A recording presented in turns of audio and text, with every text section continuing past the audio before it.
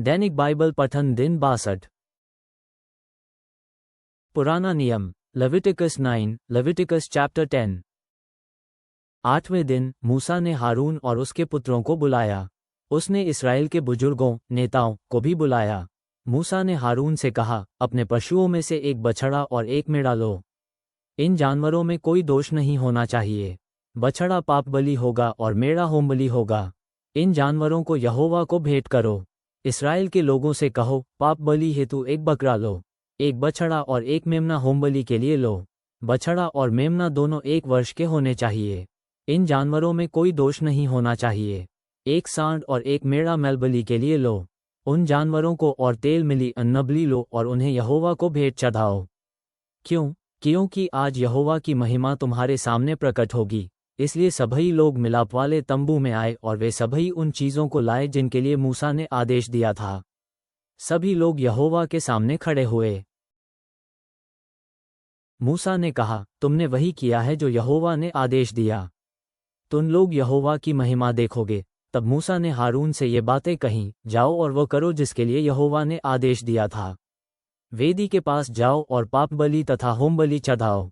ये सब अपने और लोगों के पापों के भुगतान के लिए करो। तुम लोगों की लाई हुई बलि को लो और उसे यहोवा को अर्पित करो। यह उनके पापों का भुगतान होगा। इसलिए हारून वेदी के पास गया। उस बछड़े को पाप बलि हेतु मारा। ये पाप बलि स्वयं उसके अपने लिए थी। तब हारून के पुत्र हारून के पास खून लाए। हारून ने अपनी उंगली खून में डाली और वेदी के सिरों पर इसे लगाया। तब हारून ने वेदी की नींव पर खून उंडेला। हारून ने पाप बलि से चर्बी, गुर्दे और कलेजे की चर्बी को लिया। उसने उन्हें वेदी पर जलाया।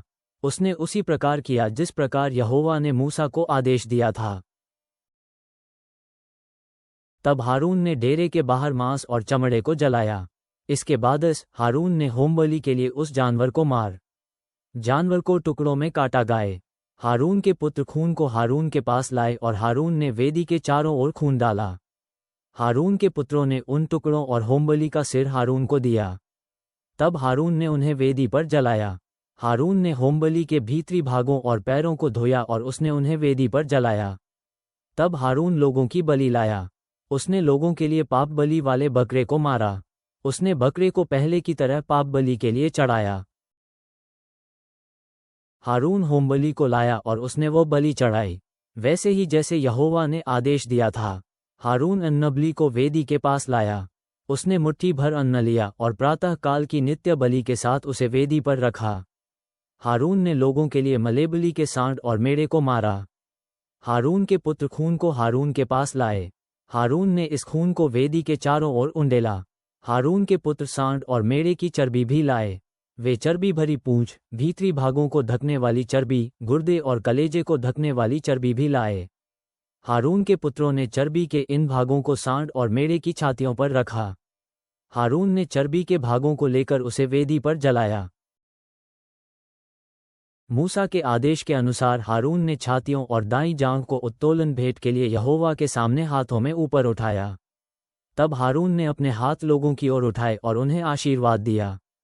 हारून पाप बलि, होमबलि और मेलबलि को चढ़ाने के बाद वेदी से नीचे उतर आया। मूसा और हारून मिलाप वाले तंबू में गए और फिर बाहर आकर उन्होंने लोगों के सामने तेज प्रकट हुआ। यहोवा से अग्नि प्रकट हुई और उसने वेदी पर होमबलि और चर्बी को जलाया। सभी लोगों जब ये देखा तो वे चिल्लाया और उन्होंने धरती पर गिरकर प्रणाम किया। फिर तभी हारून के पुत्रों नादाब और अबीहू ने पाप किया। दोनों पुत्रों ने लोबान जलाने के लिए तश्तरी ली।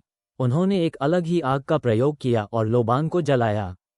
उन्होंने उस आग का प्रयोग नहीं किया जिसके उपयोग का आदेश मूसा ने उन्हें दिया था। इसलिए यहोवा से ज्वाला प्रकट हुई और उसने नादाब और अबीहू को नष्ट कर दिया। वे यहोवा के सामने मरे। तब मूसा ने हारून से कहा, यहोवा कहता है, जो याजक मेरे पास आए उन्हें मेरा सम्मान करना चाहिए। मैं उनके लिए और सभी के लिए पवित्र माना जाऊं। इसलिए हारून इन पे मरे हुए पुत्रों के लिए खामोश रहा। हारून के चाचा उज्जीएल के 2 पुत्र थे। वे मीशाएल और एलसाफान थे। मूसा ने उन पुत्रों से कहा, पवित्र स्थान के सामने के भगा में जाओ। अपने चचेरे भाइयों के शवों को उठाओ और उन्हें डेरे के बाहर ले जाओ। इसलिए मीशाएल और एलसाफान ने मूसा का आदेश माना। वे नादाब और अबीहू के शवों को बाहर लाए।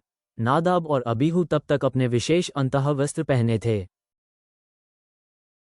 तब मूसा ने हारून और उसके अन्य पुत्रों एलियाजार और ईतामार से बात की। मूसा ने उनसे कहा, कोई शोक प्रकट न करो, अनपे वस्त्र न फाड़ो या अपने बालों को न बिखरो, शोक प्रकट न करो, तुम मरोगे नहीं और यहोवा तुम सभी लोगों से अप्रसन्न नहीं होगा। इस्राएल का पूरा राष्ट्र तुम लोगों का संबंधी है। वे यहोवा द्वारा नादाब और अबीहू के जलाने के विषय में रो पीट सकते हैं, किंतु तुम लोगों को मिलाप वाले तंबू भी नहीं छोड़ना चाहिए। यदि तुम लोग उस द्वार से बाहर जाओगे तो मर जाओगे, क्योंकि यहोवा के अभिषेक का तेल तुमने लगा रखा है। सो हारून, एलियाजार और ईतामार ने मूसा की आज्ञा मानी। तब यहोवा ने हारून से कहा, तुम्हें और तुम्हारे पुत्रों को दाखमधु या मद्य उस समय नहीं पीनी चाहिए जब तुम लोग मिलाप वाले तंबू में आओ। यदि तुम ऐसा करोगे तो मर जाओगे। यह नियम तुम्हारी पीढ़ियों में सदा चलता रहेगा। तुम्हें जो चीज़ें पवित्र हैं तथा जो पवित्र नहीं हैं, जो शुद्ध हैं और जो शुद्ध नहीं हैं, उनमें अंतर करना चाहिए। यहोवा ने मूसा को अपने नियम दिए और मूसा ने उन नियमों को लोगों को दिया। हारून, तुम्हें उन सभी नियमों की शिक्षा लोगों को देना चाहिए। अभी तक हारून के 2 पुत्र एलियाजार और ईतामार जीवित थे। मूसा ने हारून और उसके दोनों पुत्रों से बात की। मूसा ने कहा, कुछ अन्नबलि उन बलियों में से बची है जो आग में जलाई गई थी। तुम लोग अन्नबलि का वह भाग खाओगे, किंतु तुम लोगों को इसे बिना खमीर मिलाए खाना चाहिए। इसे वेदी के पास खाओ, क्योंकि वह भेंट बहुत पवित्र है।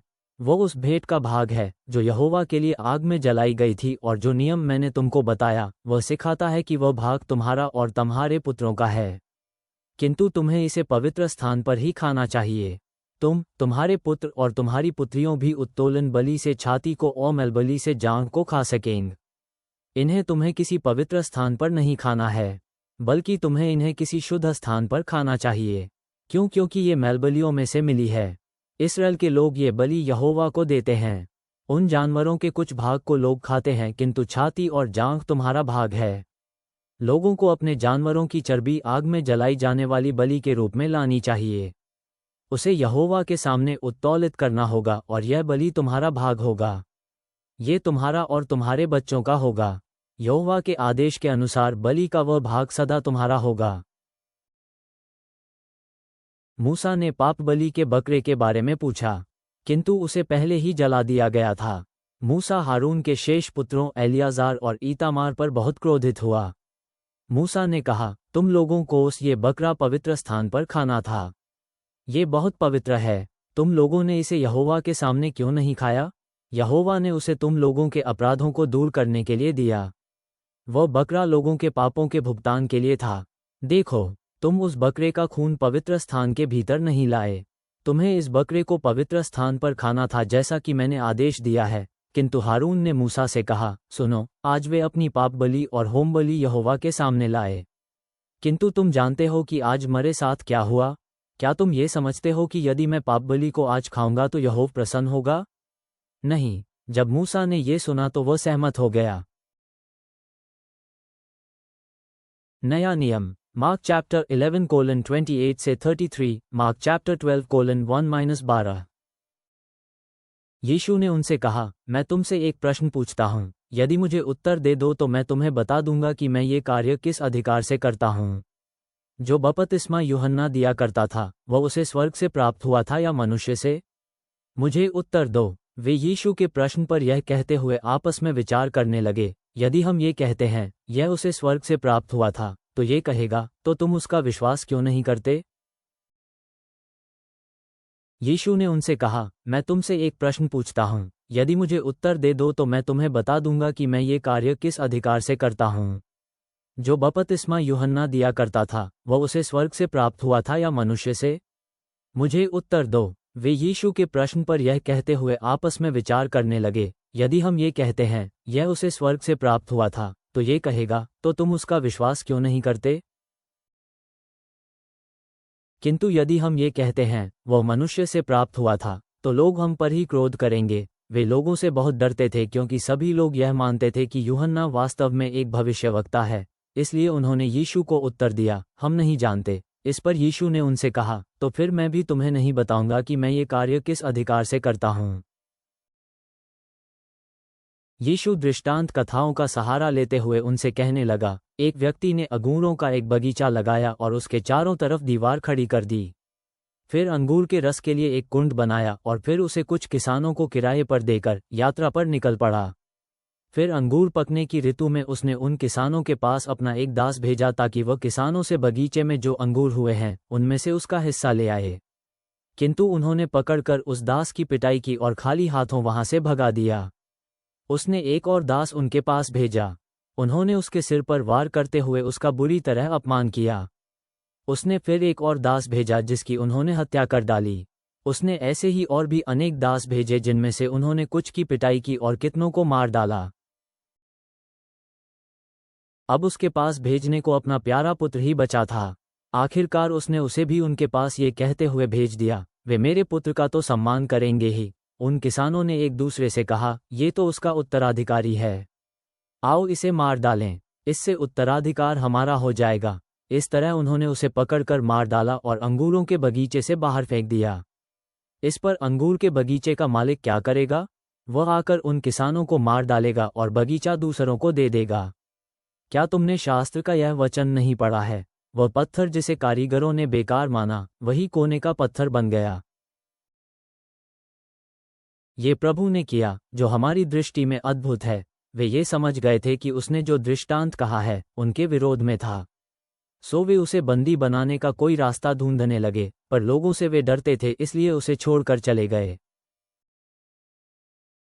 ये प्रभु ने किया जो हमारी दृष्टि में अद्भुत है। वे ये समझ गए थे कि उसने जो दृष्टांत कहा है उनके विरोध में था, सो वे उसे बंदी बनाने का कोई रास्ता ढूंढने लगे, पर लोगों से वे डरते थे इसलिए उसे छोड़कर चले गए। भजन संहिता, साम चैप्टर 29। दाऊद का एक गीत। परमेश्वर के पुत्रों, यहोवा की स्तुति करो, उसकी महिमा और शक्ति के प्रशंसा गीत गाओ। यहोवा की प्रशंसा करो और उसके नाम को आदर प्रकट करो। विशेष वस्त्र पहनकर उसकी आराधना करो। समुद्र के ऊपर यहोवा की वाणी निज गरजती है। परमेश्वर की वाणी महासागर के ऊपर मेघ के गर्जन की तरह गरजता है। यहोवा की वाणी उसकी शक्ति को दिखाती है, उसकी ध्वनि उसके महिमा को प्रकट करती है। यहोवा की वाणी देवदार वृक्षों को तोड़कर चकनाचूर कर देता है। यहोवा लबानोन के विशाल देवदार वृक्षों को तोड़ देता है।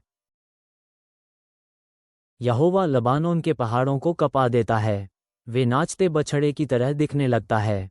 हेर्मोन का पहाड़ कांप उठता है और उछलती जवान बकरी की तरह दिखता है। यहोवा की वाणी बिजली की कौधों से टकराती है। यहोवा की वाणी मरुस्थलों को कपा देती है। यहोवा के स्वर से कादेश का मरुस्थल कांप उठता है। यहोवा की वाणी से हरिण भयभीत होते हैं। यहोवा दुर्गम वनों को नष्ट कर देता है, किंतु उसके मंदिर में लोग उसकी प्रशंसा के गीत गाते हैं। जलप्रलय के समय यहोवा राजा था, वह सदा के लिए राजा रहेगा। यहोवा अपने भक्तों की रक्षा सदा करे और अपने जनों को शांति का आशीष दे। स्वर्गीय पिता, हम श्रद्धा के साथ तेरे सामने आते हैं, आज की पाठशाला में प्रकट हुए पवित्र बलिदानों और दिव्य अधिकार पर चिंतन करते हुए। जैसे लेव्यवस्था में याजकों को पवित्रता के लिए बुलाया गया था, वैसे ही हमें ऐसी जिंदगी जीने में सहायता कर कि हम तेरा सम्मान करें और तेरी महिमा को प्रतिबिंबित करें।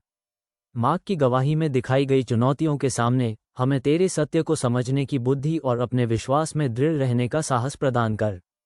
भजन संहिता 29 में घोषित तेरी आवाज की महिमा हमें पूरे मन से तेरी आराधना करने के लिए प्रेरित करे। हे परमेश्वर, हमें अपने हृदय के और निकट खींच ले। आमीन।